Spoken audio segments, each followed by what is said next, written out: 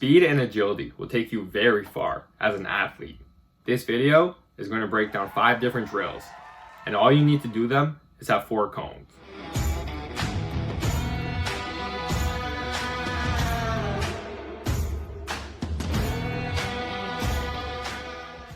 If you're in high school, university, or pro, doesn't matter. These drills are going to help you improve your speed, your acceleration, and your change of direction. So no matter what level you are, the more you work on these fundamentals, the specific drills, and the more you do them right, the better the payoffs are going to be that you see when you're actually playing your game. The faster you get at these, the easier it will be to make more plays, to play your position properly. Talking as a defensive back, some of these drills, if you are able to pedal to one cone and properly break to the other cone, that's going to have a direct transition to when you're playing your position and covering a receiver. Now, something I noticed in high school is that I'd always be moving relatively well compared to other guys on my team. I'd always be one of the top guys. Whenever we do different drills with cones or ladders, I'd be faster to get through them and get to the point faster than other guys. And I didn't really realize this back then, but it's because I started doing these drills at a young age.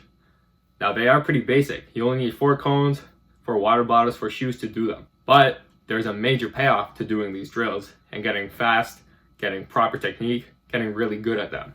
So especially if you're a younger athlete in high school, these are things you want to add to your weekly routine and always rep these drills. It is crucial that you do these with proper form.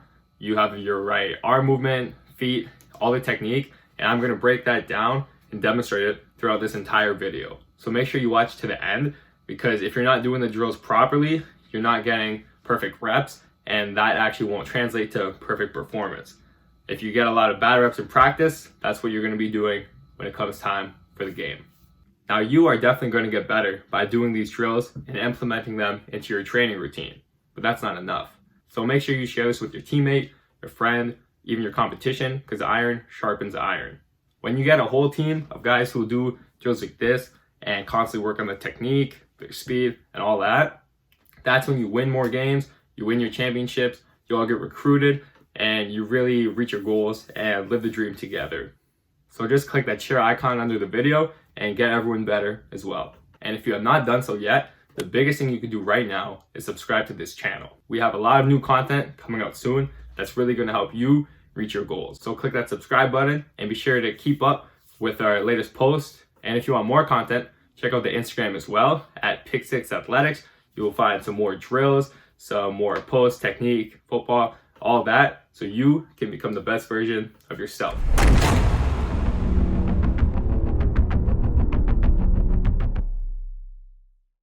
So this is the first drill. It looks pretty basic. You got your 4 cones, and for these next few drills, just put the 4 cones 5 yards apart at each cone, so you actually make a square with it. If it's cones, water bottles, shoes, doesn't really matter, as long as you have something there to know that you're moving the right distance and getting around it properly. But this first drill, all you got to do is run around in a square essentially. So accelerate, and this is as fast as you can do it, to the first cone, to the second, third, and you end up back where you started. So you run as fast as you can. Make sure that for all these drills, you start in a nice low athletic stance. And because they're all short acceleration drills, especially you could see in this one, you never want to be up fully like you're doing a top end sprint. You're always kind of accelerating or changing direction. So throughout the whole drill, you should maintain a little bit of a lean and just a nice athletic bend. So sprint to the first cone. Then the trick here is that you don't want to have a foot fire where you have lots of taps, because that takes longer. You want to be able to start breaking down, have a breakdown step on your inside foot, then a breakdown step on your outside foot. Then from there you start pushing to your left or towards the direction of the next cone, and that is when you start to change direction. This is how receivers will run routes in football. You have a breakdown step, then a plant step, and that's how you change direction. If you take lots of steps, 1, it makes it easier for the defender to read you and see that you're about to break on your route or which way you're going to go, and 2, it takes longer. Now, it is easier. That's why you see a lot of younger athletes taking a lot of steps when they change direction. But the more you work at it, the more you do these drills, the better you'll get at changing direction and the better you'll be able to play your sport. So just sprint, sprint, sprint, sprint, and then finish through. You want to run through that last cone and still be at your top speed when you hit that cone, and then decel after that. If you do drills and you start cheating it and you stop a yard early or a couple yards early, that's something coaches are going to notice, and that's not something that's going to sit very well for you in the future. If you're always cheating yourself in the drills and you're not finishing through and having a dominant mindset, that's going to be something that'll come to you in the games. When it's a close game, you won't be in it. You won't have that mental edge because you got to know that you put in more work and practice than anyone else, so you could go out there and dominate for full 4 quarters and overtime if it comes to it.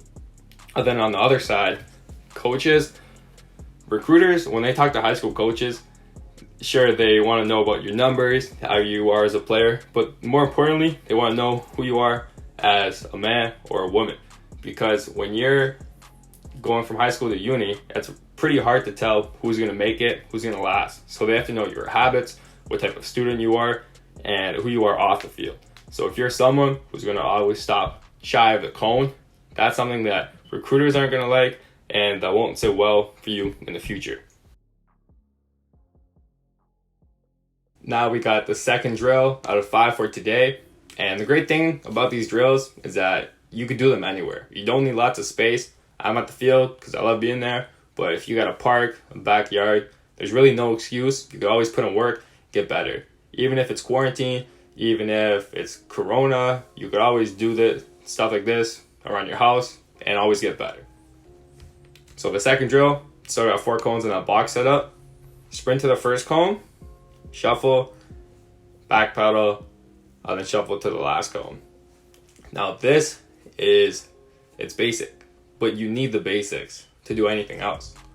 So this is the same start as the last drill. You want to sprint in that athletic stance as fast as you can to the second cone. And that's when you break down. So you gear down and get ready to move laterally. Keep in mind, the whole time your arms are moving. If you're going forwards, backwards, diagonal, sideways, it doesn't matter. Your arms are always moving. So you break down and then start to shuffle here.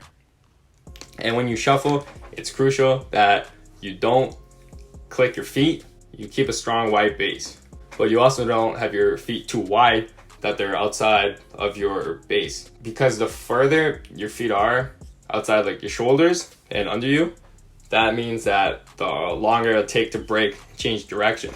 So if you're playing linebacker and you're shuffling through the gaps and you see the running back make a cut, if your feet are really far outside of you because you're just trying to move fast, then to get your feet back under you, plant, and start breaking towards the ball carrier, that's just wasted time right there. So when you do these drills, you want to make sure you do them with the proper technique. And if you know anyone who you see shuffle improperly, they'd be clicking their heels at practice or just getting too far outside the frame, send this video to them, help them get better, or then do it yourself as well. When you start to backpedal, you don't want to pop up at all. You want to make sure you keep that same lean and you're nice, low, and athletic here. And just some tips for backpedaling. If you're DB, you probably already know this, but if you're not, pay attention. You want to keep your toes on the ground and you don't want to be getting on your heels at all. And you want to make sure you're keeping an arm movement as well. Now those are just some of the basics, but for this drill that'll do. Make sure if you haven't subscribed yet, please do. I'll make a specifically how to backpedal video, and a lot of other content is going to come soon. The next couple of weeks are going to be pretty big. So after the backpedal, you see the cone. You don't want to cheat the drill and go before the cone. You want to backpedal until you see the cone and then start shuffling. Football, lots of sports are about reaction. So you see the cone, react, and then shuffle back to the start. All right, drill 3. We had to move into the end zone because we got kicked off the field. There was a soccer game going on, but here it is.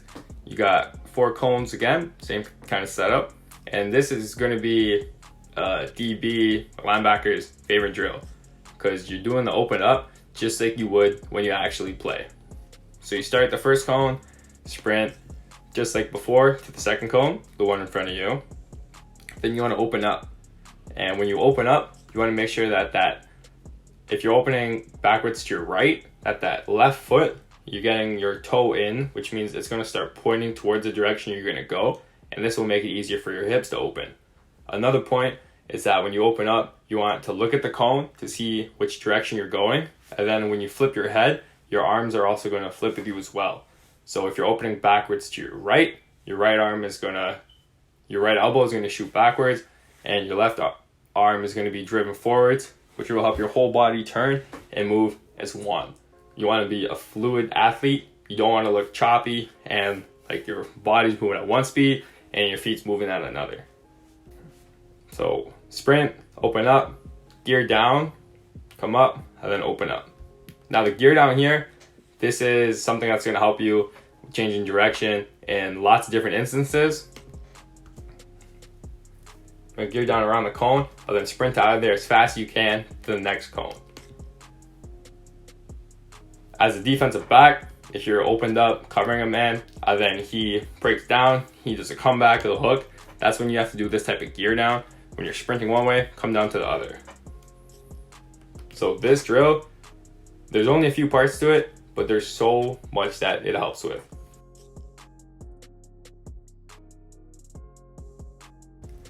Now this drill, once again, agility, change of direction, but this drill is going to get you dizzy.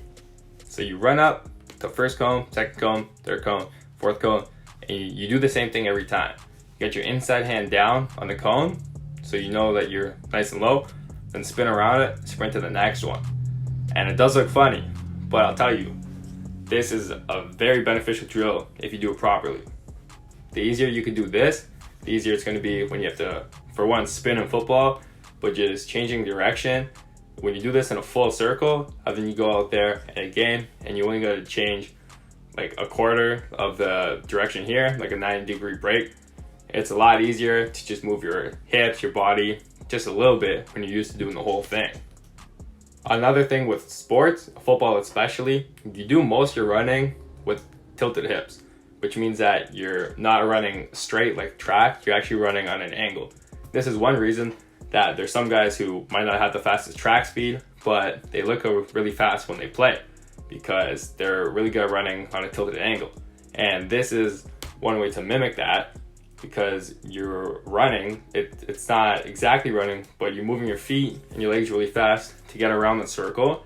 You're moving as fast as you can, and you're doing it with a lean, you're tilting, and you get your hand down.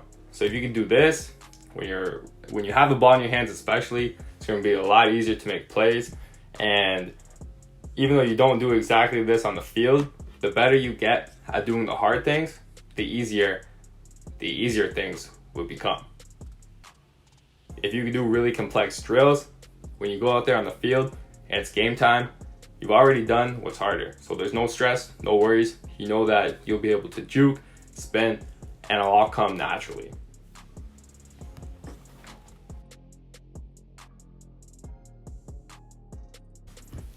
Okay, the fifth and final drill. We're no longer in a square, we got a T shape. The cones are still 5 yards apart. So you sprint up to the first cone as fast as you can, and then you want to do a figure 8 around the other cones. This is, once again, going to work on those tilted hips, but also your gear down, change of direction, acceleration, and all of that. So you sprint up to the first cone. If it's on your left, when you sprint to the second cone, you want that to be on your right and move around it. And then when you go to the cone on the far side, it's going to be on the left of you because you're doing a figure 8. So you're moving in a curvy, you're moving around the cones in all those directions. And then you come through to the end, that's when you gear down, get that plant step, just like in the first drill, it all comes back, it all makes sense together. So you gear down, get that plant step, and then finish through as fast as you can. Now you want to finish beyond the cone here.